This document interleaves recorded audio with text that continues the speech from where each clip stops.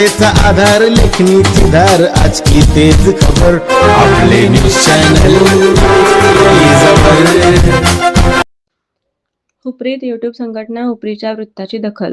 उपनगराध्यक्ष प्रकाश उर्फ बाळासाहेब रणदिवे यांच्या तातडीच्या आदेशाने भंगार व कचरा हटवला, परिसर स्वच्छ. प्रशासनाला जाग. वृत्त प्रसिद्ध होताच तातडीने स्वच्छता मोहीम. नागरिकात समाधान.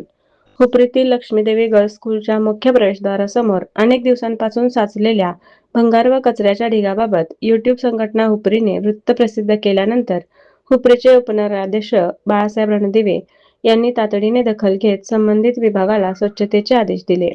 त्यानंतर अवघ्या काही वेळात भंगार व कचरा हटवून संपूर्ण परिसर स्वच्छ करण्यात आला.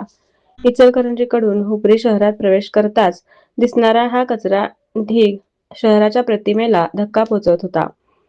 तसेच लक्ष्मीदेवी गर्ल्स स्कूल परिसरातील शैक्षणिक संस्था, विद्यार्थिनी, पालक आणि नागरिकांना दुर्गंधी, डासांचा प्रादुर्भाव व अस्वच्छतेचा मोठा त्रास सहन करावा लागत होता.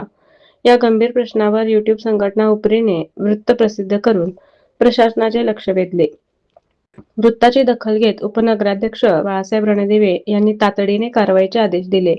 त्यानंतर संबंधित कर्मचाऱ्यांनी स्वच्छता मोहीम राबवून संपूर्ण भंगार व कचरा हटविला आणि परिसर स्वच्छ केला.